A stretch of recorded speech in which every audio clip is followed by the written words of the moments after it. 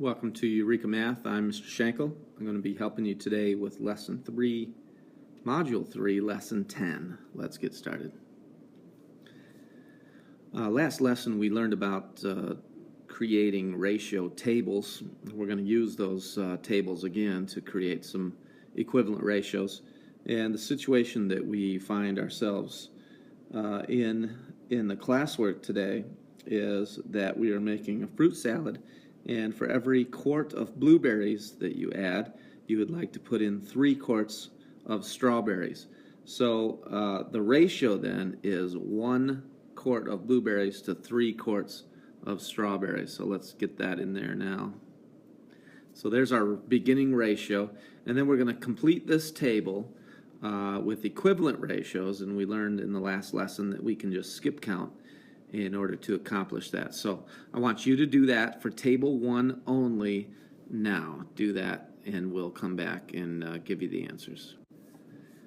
Okay, so hopefully you had these equivalent ratios. We skip counted in the blueberry quarts column 1, 2, 3, 4, 5. We skip counted by 1. And in the strawberry quarts, we skip counted by 3, 3, 6, 9, 12, 15. So those are all equivalent ratios. Table 2, we're going to have between 10 and 50 quarts of blueberries. So that means that we'll start in the blueberries column with 10 quarts of blueberries. And we need to somehow decide how many quarts of strawberries that is. Well, I can change this 1 into a 10 by multiplying by 10. Oops, there we go. Multiply by 10. So I'd have to do the same with the 3, so this is going to become 30. And then we can skip count from there to get the rest of that table. So go ahead and do that, and we'll come back and I'll give you the answers. Okay, so in the quarts of blueberries, we've got 10, 20, 30, 40, 50. We skip counted by 10 this time. And in the quarts of strawberries, we skip counted by 30s, 30, 60, 90, 120, 150. Those are all equivalent ratios to table 1. Let's get table 3 now. Table 3, we're going to start with 100 quarts of blueberries, and that means that we'll have 300 quarts of strawberries. And we're going to continue that pattern from there. So go ahead and try that on your own. All right, so there we have it.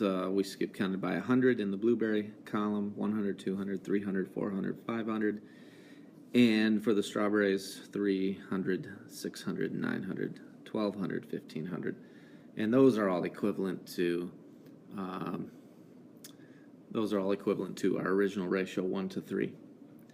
All right, so now I just want to kind of look at this a little bit and notice some patterns here that are happening. If we look at table 1, my change in the blueberries column from 1 to the next was a plus 1. So every time we just added 1. So 1 plus 1 is 2, and 2 plus 1 would be 3, and 3 plus 1 is 4, etc. And that was the change in the blueberries. On the strawberry side, well, we added 3. So we had a plus 3 every time. 6 plus 3 would be 9, and 9 plus 3 would be 12, and 12 plus 3 is 15. And we continue that pattern. So we have an additive pattern when we change from 1 to the next. And then notice the change is in the ratio of 1 to 3. The change is in the ratio of 1 to 3. So we know that the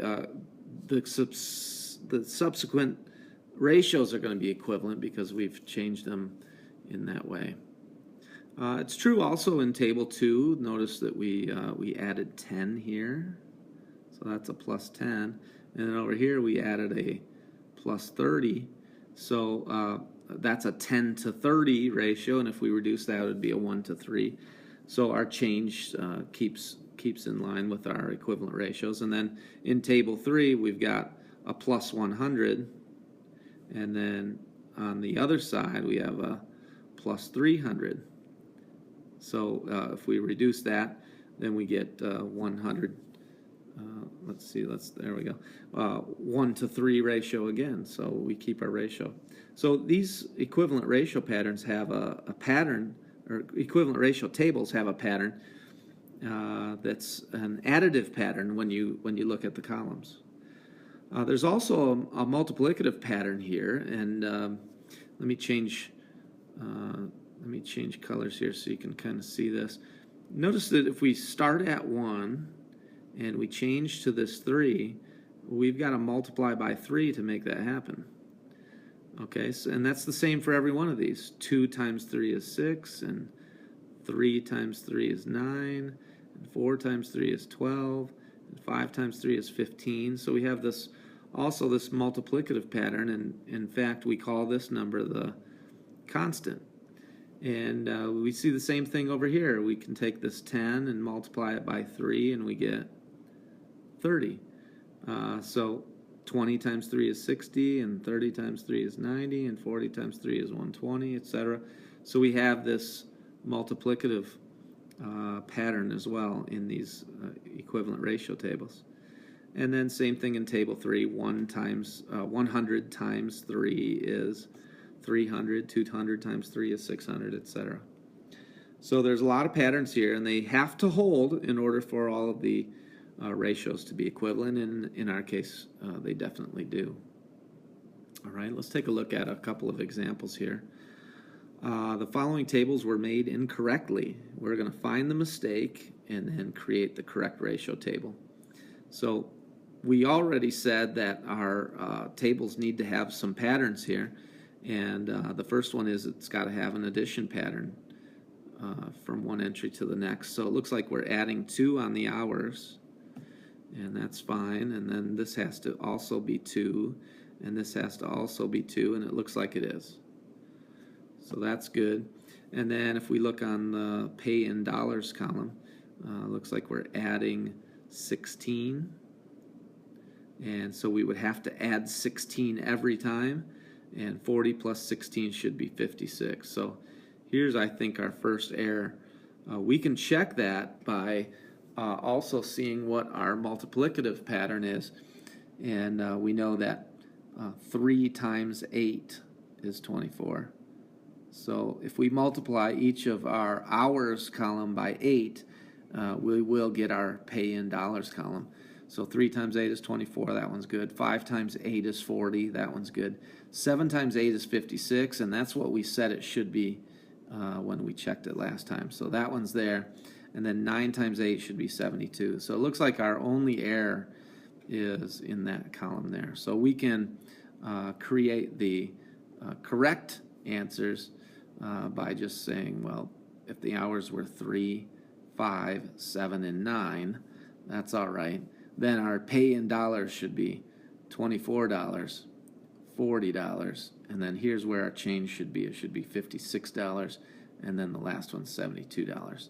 So our ratio is any of these, but the value of the ratio would be 3/24 and then simplified. And I can divide each of these by 3, so this becomes 1/8.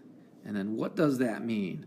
Well, it means if you work for 1 hour, you're going to get $8. Okay, so that's the ratio. All right, let's take a look at one more, and then you're off to do your practice. Here's another one. Let's do the same thing. Let's see. Let me get a new color here. Here we go. This is a +3. So all of them have to be a +3, and it looks like they are. And then over here we've got, well, this is also a +3. So they all have to be a +3. 8 plus 3 should be 11. Looks like that's where the issue is going to be. And then 11 plus 3 should be 14. So it looks like that's what it's going to be.